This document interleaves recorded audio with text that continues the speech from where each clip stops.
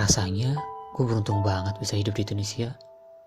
Negara yang damai, tenang, asik, dan masyarakatnya pun ramah-ramah.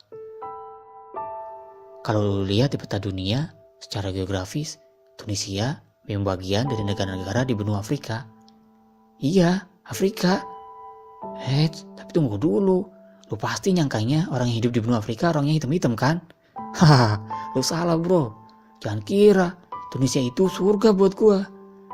Apalagi bagi yang matanya suka jelalatan lihat cewek-cewek cantik.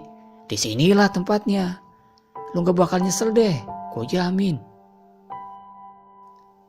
Coba lu lihat mereka, anak-anak muda Tunis. Asik bukan? Pakaiannya modis, pergaulan bebas, interaksi sosial mereka tak terbatas. Maklum, negara sekuler. Tidak seperti budaya di Indonesia yang terkekang, kaku, dan terpaku oleh aturan-aturan baku yang berbau agama. Basi. Sedikit-sedikit bicara moral. Budaya timur lah, dikaitkan dengan agama pula. Hari gini, apalagi mereka pelajar-pelajar Indonesia yang hidup di lingkungan pesantren. Waduh, ribet banget deh pokoknya. Oh iya, nama gue Irhamni. Gue sedang studi di Universitas Zaituna. Itu loh yang katanya salah satu lembaga pendidikan Islam tertua di dunia Arab. Kalau lu tanya, kenapa gue bisa kuliah di sini? Jawabannya simpel bro.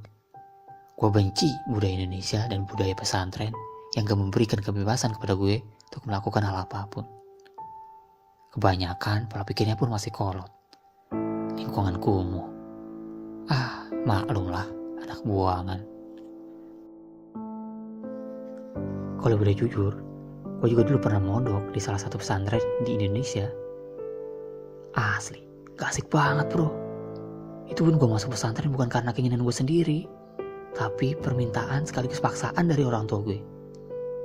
Mereka memaksa gue untuk tinggal dan belajar di pesantren, dengan harapan supaya gue bisa berubah, jadi baik, benar, dan pintar.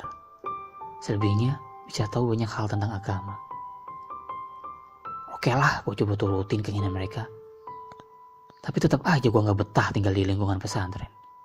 Gak bebas, apa-apa harus izin. Mau ini itu, semua dibatasi. Terus banyak tuntutan lagi. Harus hafal Al-Quran lah, Alfiyah lah, dan banyak kitab-kitab kuning lainnya.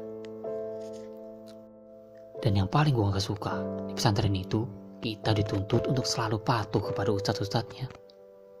Kita harus melakukan apapun yang mereka perintahkan. Jangan coba-coba berani untuk membantah, apalagi menggugat. Alah, emangnya ustadz siapa? Malaikat? Kayak orang paling benar aja. Padahal enggak kan?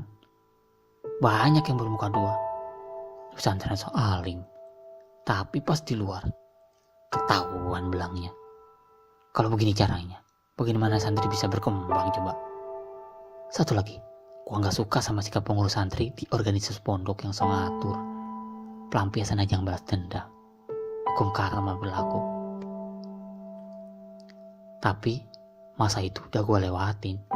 Dan sekarang gue sudah menemukan jati diri gue yang sebenarnya. Di sini, di Tunisia.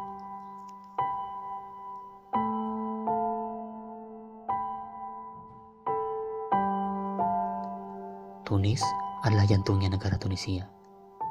Kota ini memang terbilang kecil, namun disinilah gue temukan ketenangan dalam hidup. Gue bisa bebas kemanapun gue mau pergi. Nongkrong di kafe sambil santai ditemani secangkir kopi. Menikmati malam di tengah keramaian kota. Bagi gue itu biasa. Inilah kehidupan yang gue inginkan. Kehidupan yang bebas dan merdeka dari segala bentuk kekangan. Gak ada peraturan yang mengikat seperti di pesantren dulu. Segalanya gue jalani seperti yang gue mau.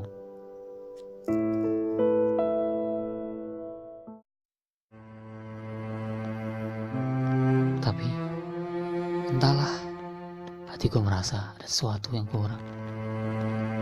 Terasa sekali kehidupan yang bebas ini hanya memberikan kenikmatan yang sesaat. Gue sadar sekarang gue merasa berada di titik kejenuhan. Hatiku terasa sangat hampa, kering kerontang, gersang, dan keras.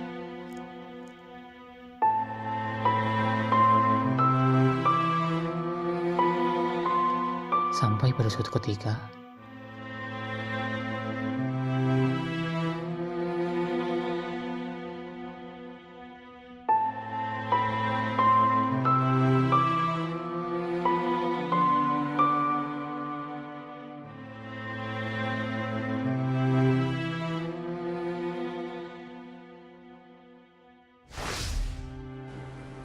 Irhamni,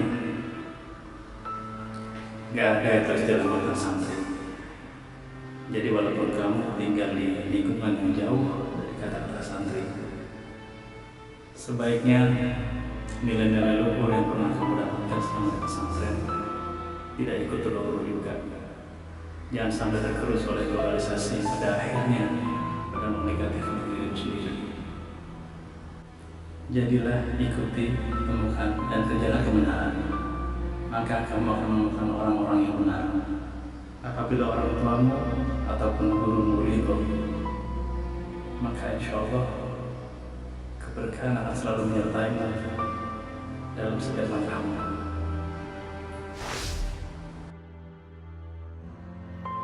mimpi itu seakan cambuk bagiku. Selama ini, aku telah berjalan terlalu jauh meninggalkan nilai-nilai luhur seorang santri. Tak sepatutnya aku menanggalkan ciri khas itu. Jangan sampai aku tenggelam dalam belenggu kehidupan dan kelezatan dunia yang sebentar dan fana, tanpa mengingat kembali maksud dan tujuan awal berhijrah dalam rangka menuntut ilmu di negeri Ibnu Khaldun. Menjadi santri kekinian yang berpikir out of the box, bertindak sesuai dengan kontekstualisasi zaman tanpa meninggalkan nilai-nilai luhur, akhlak, dan tradisi yang baik. Bukankah Al-Afghani, seorang ilmuwan Arab, pernah berkata, "Al-muhafazatu 'ala al-qadim as-salih wal akhdhu bil jadidil aslah." Melestarikan nilai lama yang baik dan mengadopsi metode baru yang lebih relevan. Sudah selayaknya adagium tersebut menjadi pegangan kaum sarungan, menjadikannya sebagai salah satu tuntutan hidup agar tidak menjadi artefak di era modern.